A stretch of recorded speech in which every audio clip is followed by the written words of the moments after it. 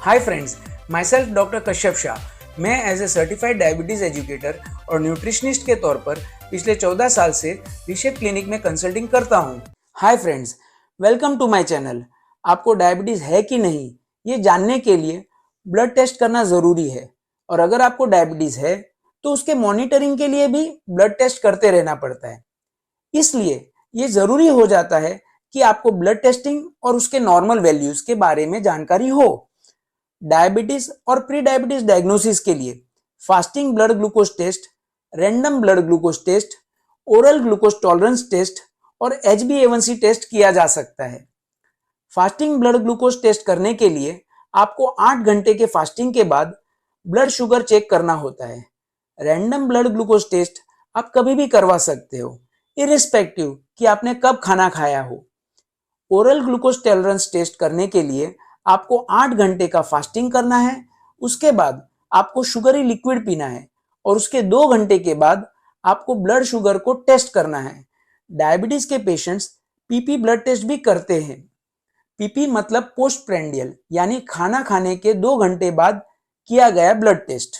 Fasting और random blood glucose test करने के लिए लैब टेक्नीशियन आपके आर्म के वेन में निडल और सिरिंज इंसर्ट करके ब्लड निकालते हैं और फिर उसे लेबोरेटरी में भेज देते हैं टेस्टिंग के लिए। सेम टेस्ट आप घर पे ब्लड ग्लूकोज टेस्टिंग स्ट्रिप और ग्लूकोज मीटर के साथ कर सकते हो। उसके लिए पहले आपको मिडल या रिंग फिंगर को क्लीन करना है। बाद में लेंसिंग डिवाइस की मदद से मिडल या रिंग फिंगर के साइड पे प्रिक करना है। थोड़ा सा फिंगर को प्रेस करना है ताकि ब्लड ड्रॉप बाहर आ जाए। फिर ब्लड को मीटर में इंसर्ट की हुई टेस्ट स्ट्रिप पे टच करना है। आपको ब्लड ग्लूकोज रीडिंग्स मीटर में मिल जाएंगे। HbA1c टेस्ट के लिए आपको फास्टिंग की जरूरत नहीं पड़ती। यह टेस्ट आप किसी भी समय पे करवा सकते हो।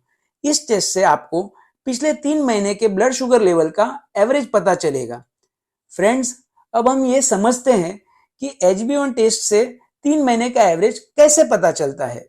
हमारे बॉडी में रेड ब्लड सेल्स होते हैं जिसमें हेमोग्लोबिन मौजूद होता है।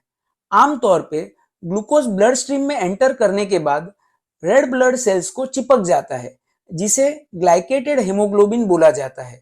जब आपका ब्लड ग्लूकोज लेवल नॉर्मल होता है तब कम अमाउंट में हेमोग्लोबिन ग्लाइकेटेड होता है और आपका HbA1c लेवल कम होता है। डायबिटीज के केस में ब्लड स्ट्रीम में ग्लूकोज की क्वांटिटी हाई होती है, जिसकी वजह से ज्यादा हेमोग्लोबिन ग्लाइकोसाइलेटेड होता है और HbA1c लेवल्स भी हाई रहते हैं। सिंपल लैंग्वेज में बोलूं तो आपके ब्लड में शुगर की मात्रा जितनी ज्यादा होगी उतनी ज्यादा शुगर आपके रेड ब्लड सेल्स को जाके चिपकेगी और उतना ही ज्यादा आपका A1c वैल्यू रहेगा। डायबिटीज के पेशेंट्स में सेल्फ मॉनिटरिंग करने के लिए HbA1c इंपॉर्टेंट रोल प्ले करता है। फ्रेंड्स, जरूरत पड़ने पर डॉक्टर आपको फास्टिंग इंसुलिन टेस्ट या सी पेप्टाइड टेस्ट करने को भी बोल सकते हैं। Fasting blood glucose test morning में किया जाता है। टेस्ट के रिजल्ट में ब्लड ग्लूकोज वैल्यू 99 मिलीग्राम पर डेसीलीटर या उससे नीचे आती है, मतलब कि रिजल्ट नॉर्मल है। ब्लड ग्लूकोज वैल्यू 100 to 125 के बीच में आती है, मतलब कि पेशेंट प्री डायबिटीज स्टेज में है और उसको टाइप 2 डायबिटीज होने के चांसेस है। और अगर ब्लड ग्लूकोज वैल्यू 126 या उससे ज्यादा आती है, मतलब कि आपको डायबिटीज है। रैंडम ब्लड ग्लूकोज टेस्ट में ब्लड ग्लूकोज वैल्यू 200 मिलीग्राम पर डेसीलीटर या उससे ज्यादा आती है और साथ में आपको प्यास ज्यादा लगती है, यूरिनेशन की फ्रीक्वेंसी बढ़ गई है और वेट लॉस हो रहा है, मतलब कि आपको टाइप 2 डायबिटीज है। Friends, oral glucose tolerance test करने के लिए आपको 8 घंटे का फास्टिंग जरूरी है।